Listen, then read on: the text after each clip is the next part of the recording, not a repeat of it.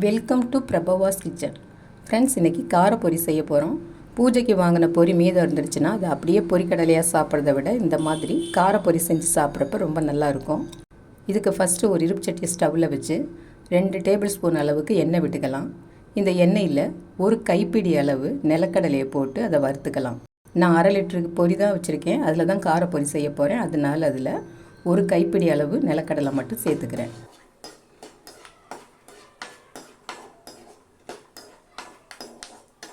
நிலக்கடலை இப்போது முக்கால்வாசி வறுபட்டு வந்துட்டுருக்குது. இதில் ஒரு 7-8 முந்திரி பருப்பு உடைச்சது சேர்த்துக்கலாம். முந்திரி பருப்பு ஆப்ஷனல் தான், சேர்க்கணுன்னு அவசியம் இல்லை. நம்ம கடையில் ரோட்டு வண்டியில் வாங்குகிற காரப்பொரியிலெல்லாம் முந்திரி இருக்காது. நம்ம வீட்டில் செய்கிறதுனால நம்ம டேஸ்ட்டுக்கு ஏற்ற மாதிரி இதை சேர்த்துக்கிறோம்.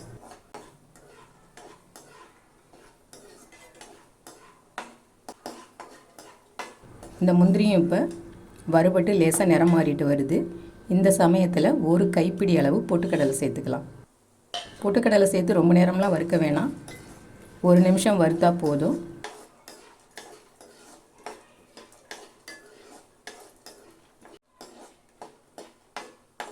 இப்போ எல்லாமே நல்லா வறுபட்டுடுச்சு. இது எல்லாம் ஒரு பிளேட்டில் எடுத்து வச்சுக்கலாம்.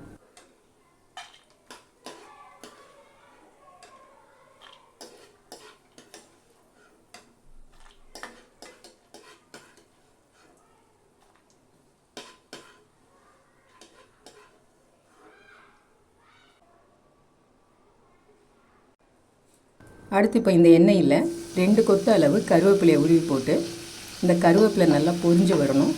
சாதாரணமாக காரப்பொரிக்கு கருவேப்பிலை பூண்டு வாசம் தான் ரொம்ப நல்லா இருக்கும். அதனால் இந்த கருவேப்பிலை நல்லா பொரிஞ்சு வர வரைக்கும் வறுத்துக்கலாம்.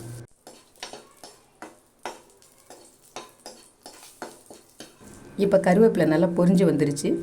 இதையும் எடுத்துட்டு இப்போ 7-8 பல் பூண்டு கழுவிட்டு தோல் உரிக்காமல் அந்த தோலோடையே நசுக்கிட்டு சேர்த்துக்கலாம். இந்த காரப்பொரிக்கு நம்ம பூண்டு தோலோடு நசுக்கிட்டு சேர்க்குறப்ப தான் நல்ல வாசம் இருக்கும். பூண்டு நல்லா வறுபட்டு செவந்து வரணும். அதுக்கப்புறம் தான் நம்ம மிளகாய் பொடி மஞ்சள் பொடியெல்லாம் சேர்க்கணும்.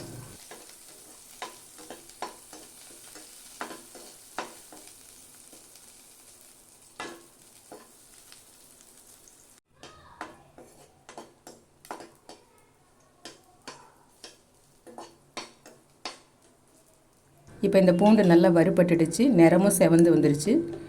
இப்போ இதில் 1/2 டீஸ்பூன் அளவு உப்பு சேர்த்துட்டு மஞ்சள் பொடி 1/4 டீஸ்பூனு,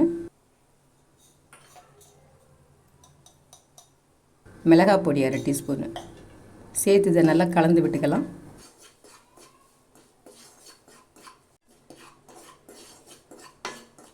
இப்போ பொரியை சேர்த்துக்கலாம்.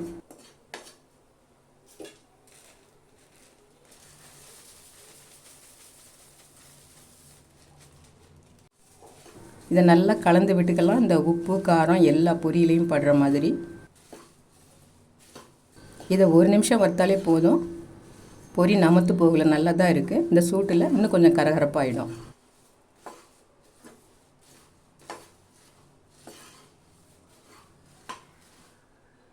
இப்போ எல்லா பொரியிலையும் உப்பு காரம் இறங்கியிருக்கு. இப்போ வறுத்து வச்சுருக்கிற கடலைங்களை சேர்த்துக்கலாம்.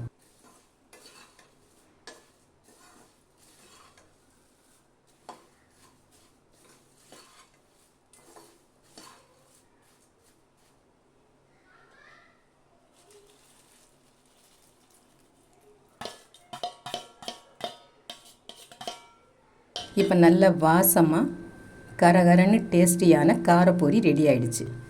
இந்த டிஷ்ஷு பிடிச்சிருந்ததுன்னா லைக் பண்ணுங்கள், ஷேர் பண்ணுங்கள், மறக்காமல் சப்ஸ்கிரைப் பண்ணுங்கள். நன்றி.